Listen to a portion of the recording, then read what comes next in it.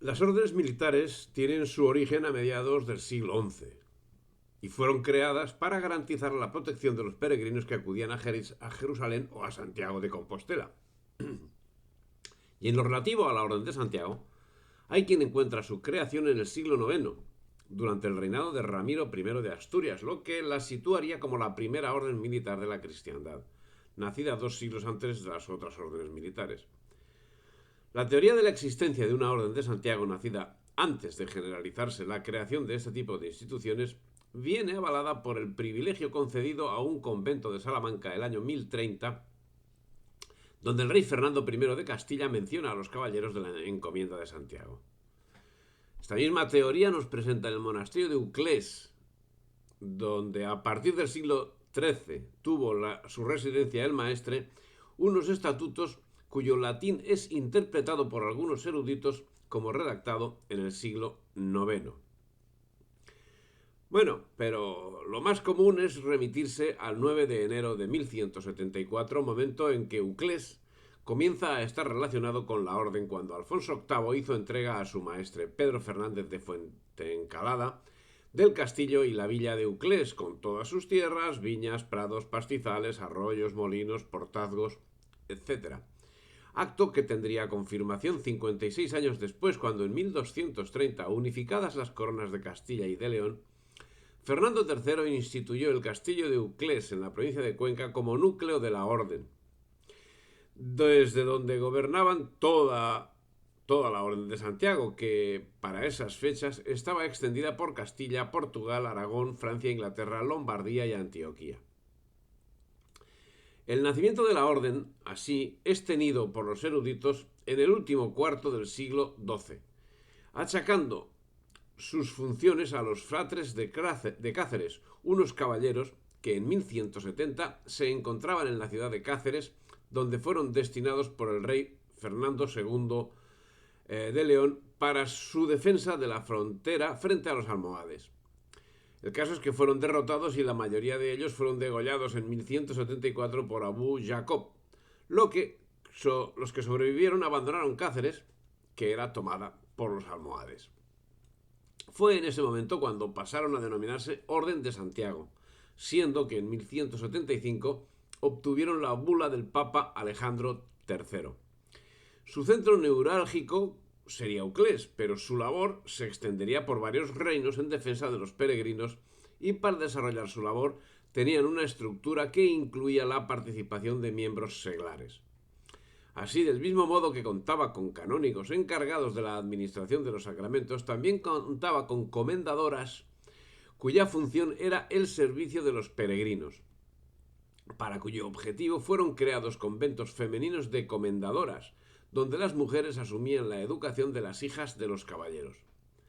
A los 100 años de haber sido reconocida por el Papa, la orden tenía 6 conventos de comendadoras donde quedaban albergados los miembros femeninos de los caballeros que se encontraban desplazados por la guerra. Pero las mujeres solo profesaban castidad conyugal y no perpetua, por lo que si enviudaban podían salir del convento y rehacer su vida. Y los caballeros podían ser caballeros religiosos que vivían en comunidad y caballeros casados que vivían con sus esposas e hijos. Fue la primera orden que admitía caballeros no célibes, lo que hizo que tuviese gran predicamento. Y rezan las órdenes que, y para remedio de la flaqueza humana, se permite el matrimonio a los que no pudieran ser continentes, guardando a la mujer la fe no corrompida y la mujer al marido, porque no se quebrante la continencia del tálamo conyugal, según la institución de Dios y la permisión del apóstol San Pablo. Su función estaría incardinada en las tareas de reconquista, y su relación con los reinos de León y Castilla sería de primer orden, habiéndose implicado en las principales acciones bélicas contra el invasor.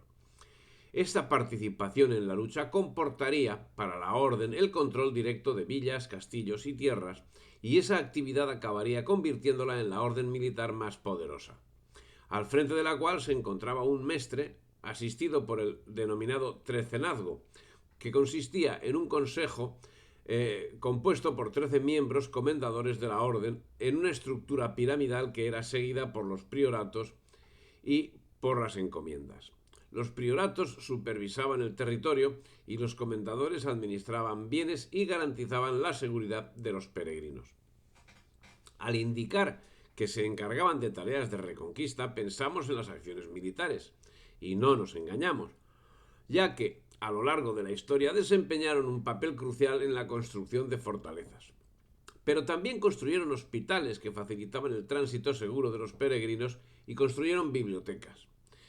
Y en el desarrollo de ese papel promovieron la construcción de iglesias, monasterios y fortalezas, habiendo creado un patrimonio que hoy podemos disfrutar.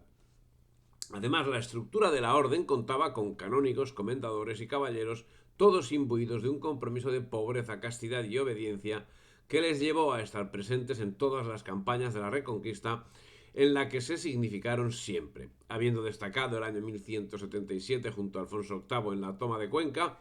También tuvieron una actuación destacada en la batalla de Alarcos y en 1212 en la batalla de las Navas de Tolosa, o en la toma de Jerez en 1233, o en la reconquista de Teruel, Castellón, Úbeda y Córdoba. Entre otras muchas campañas, entre las que no podemos olvidar la toma de Sevilla del año 1248. Su presencia constante en los momentos más críticos de la Reconquista le reportaron gran poder, habiendo llegado a acumular 83 encomiendas, 2 ciudades, 178 condados y aldeas, 200 parroquias, 5 hospitales, 6 conventos y la Universidad de Salamanca. Además, también tenía posesiones en Portugal, Francia, Italia, Hungría y Palestina.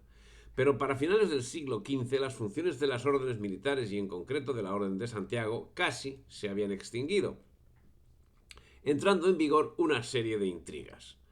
Así, en 1474, Juan Fernández Pacheco y Tellez Girón, 44º maestre de la Orden y primer marqués de Villena, traspasó el cargo a su hijo Diego, de una forma que no estaba admitida, lo que ocasionó una serie de enfrentamientos que les requirieron la intervención de la corona, que acabó reclamando para sí el título de Gran Maestre. Obra maestra de los Reyes Católicos, que ya había descabezado a la Orden de Calatrava. La Orden de Santiago tenía más prestigio que la Orden de Calatrava, y la actuación no debía ser idéntica en este caso. Cercana a la figura de Benedicto XIII, era la Orden de Santiago heredera de la Orden del Temple, y además tenía una prerrogativa única, y era que no debía rendir cuentas a Roma, porque cuando Alejandro III dio la bula en 1175, la orden ya había sido constituida con anterioridad y era autónoma. La bula fue un espaldarazo y no una sumisión al Vaticano. Ese aspecto resultaba esencial para la política de los Reyes Católicos. El prestigio de la orden persistió y los principales apellidos de la monarquía pertenecieron a la misma. Los grandes de España, los Mendoza, Manrique, Pimentel, Figueroa, Enríquez, Álvarez de Toledo, Fernández de Córdoba, Velasco, Pacheco, Guzmán, Sandoval, de la Cerda, Tellez Girón y Diego Velázquez y Francisco Quevedo.